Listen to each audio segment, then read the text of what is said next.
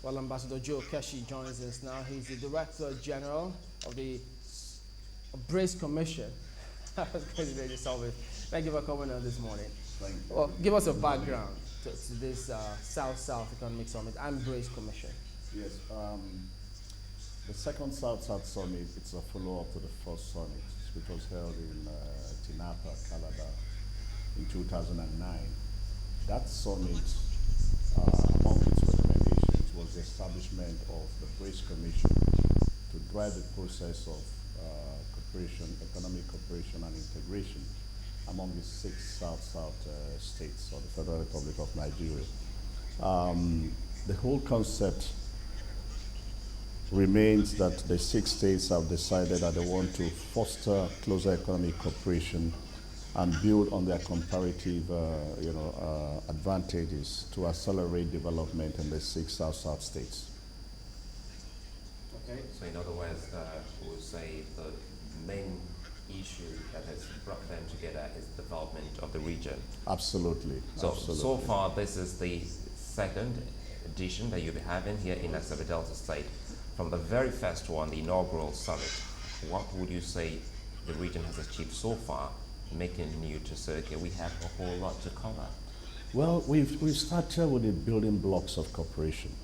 When you decide to build an institution like the Brace Commission to drive the process of economic cooperation, or let me put it this way, better still, that the first decision was to establish the commission, and that has been achieved. The second is now to begin to lay down the building blocks of how the states can cooperate among themselves.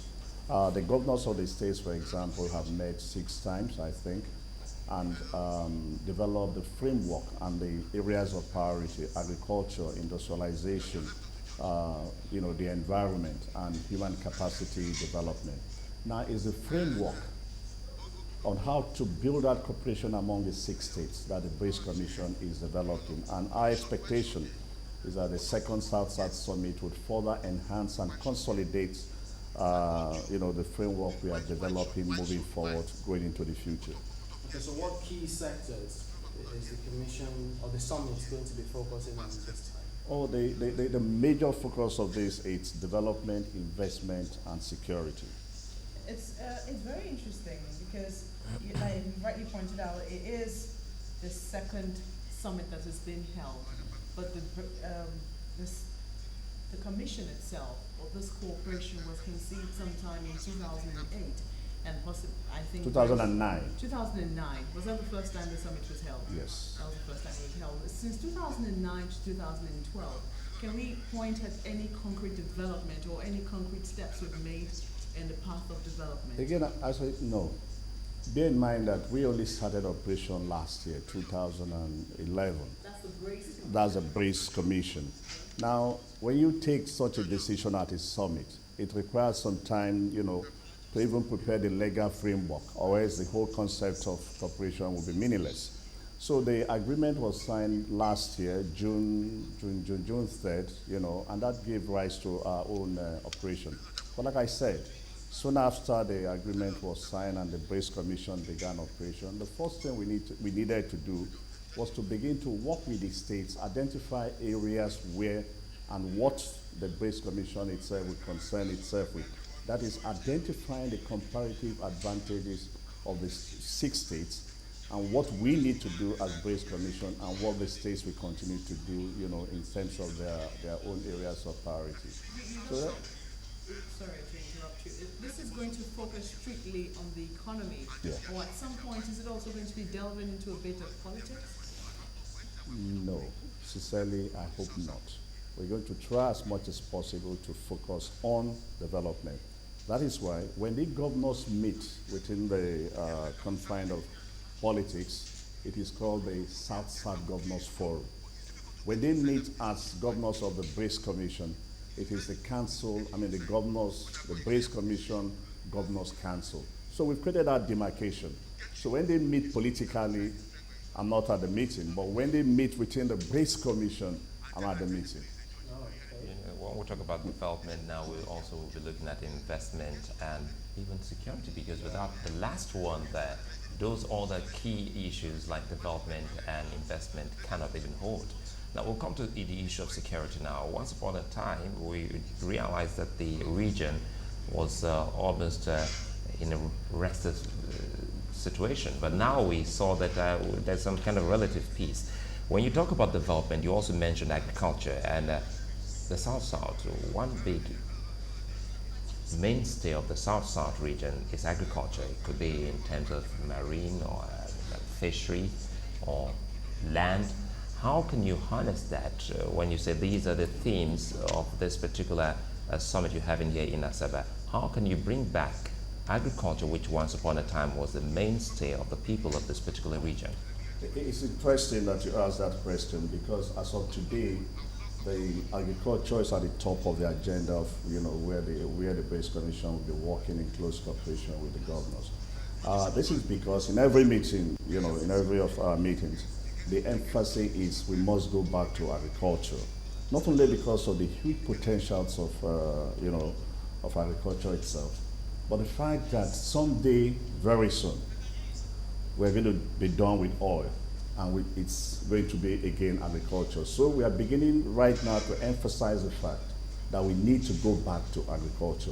As a result of this, in some of our deliberations, we've decided that we're going to focus on about 6 major key agricultural produce and take it across the value chain in the region, so that give or take, if it all works out well, within the next 5 to 6 years, I think the region itself will become, among the top leading producers of rice, cocoa, banana, oil palm, cassava, and of course, the last one you mentioned, marine resources. These are the areas we are going to, focus on in terms of agriculture. So will the Commission be looking towards getting, because when you come up with policies that will see the region come up with a single business interest, for instance, is that something like? Oh, absolutely. We're looking at establishing a joint electricity company, joint oil, company. But one of those things we'll be doing, as I said, was look at the comparative advantage and decide where do you situate one or two things, instead of, for example, there might be no need for each of the regions to have a rice processing plant based on the quality of, on the quantity of what is produced. You can put 2 in 2 different extremes, and all producers of rice will feed those 2, processing plants. And in that case, you capitalize on you maximize on your comparative advantage. Now, what is the relationship of the Brace Commission with all the development initiatives in the Niger Delta region? Oh, we're working very closely, for example, with the NDDC, again, because one of those things we believe we need to do is to try and help to harmonize some of the competing interests in terms of development. You find out that in the case of the NDDC, the Niger Delta, ministry, and a host of other, everybody is trying to do almost about the same thing. Our hope is that we can harmonize this, and remove some of the irritations and competition among the agencies. The whole essence is to make sure that we maximize on the resources we have, remove unnecessary competition, and focus on accelerated development. Well, we've been going around and actually trying to look at your program for this particular. It starts tomorrow, right? Absolutely. And well, today actually with the public sector for. And the list of invitees you have is quite enormous, and loads of people coming in from outside the country. And you say these are some of the world leaders, as well as the president of Rwanda. Now, when we talk about investment and people are coming from as far as outside the continent, what do you hope to achieve for the region? How can you bring such investment into all of these 6 states to the extent that the people will actually feel and say, yes, truly, the Brace Commission or the South-South Summit has brought this to us? Well, put it this way, the summit itself started partly as a desire to showcase the region itself as an oasis of peace following our recent past. And so you made a point much earlier that once once people see that there's peace and stability in the region with so much enormous resources, investors will just begin to look at the possibility of coming to invest in the region. So the further, when they come to a region like this and they see the potentials that will be displayed, at this summit, I think it becomes very easy for them now to begin to look at the possibility of investing in this region. I always say to people that one of the difficulties we have, not only in the South, but throughout the country, is that we are not selling ourselves very well, and those who are making money from this country are not equally helping us. Because if you go out there and tell your friends that you have a $6 billion investment in a country called Nigeria, the first reaction is going to be, where is Nigeria? How do I get involved? So our expectation is that the more, we hold these conferences, not only here, but around the country, and project the potentials of this country, project the fact that we have the capacity and the capability to become one of the leading economies, and that the potentials are there, and we need to unlock these potentials. My hope and expectation is that investors, will begin to come to this country. And I'll say this, look, once they know they can make money, I tell you, investors will come in. But again, as we always say, we need to put a few things right. Create the necessary environment. What are you going to do about power? Because a lot of people know, of course, that's the being of the country. If you get it right, a lot of things will be a lot easier. The challenges concerning the The law. irony of it is that if you allow the South, to utilize the power it has today, the South will be self-sufficient in electricity. But it cannot because of some laws, is it? Yes, no, but because of some of the existing laws, which fortunately are now being done away with.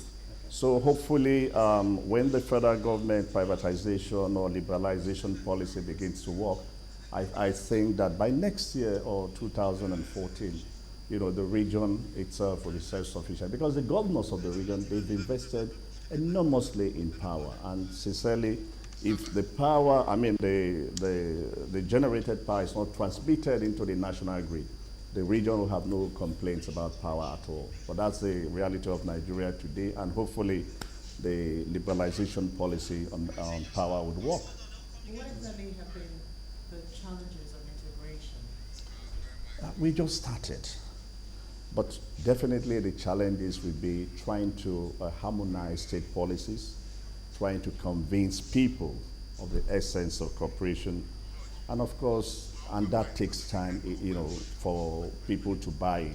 But at the end of the day, the main assets and getting people generally to buy in state apparatus, which is why we are having the first event today, the public sector forum, to discuss how the public sector can really work with the Base Commission and work with the as an integral part of the developmental process. All right, that would be interesting. But the youths out there, they are a major factor in this whole equation. Are you leaving them out? No. I haven't offered some of it. I offered about 200 free rides to the conference if they have to. Look, from day one, we believe we needed to get them involved, and they'll be at the conference. And after Friday, Saturday is all for the youths. So we're going to do there's going to be what we call a youth summit, where a number of issues will be addressed, all in the effort to begin to mentor the youth, to redirect, them to the right direction, and hopefully, make them part of the decision-making process of, our efforts.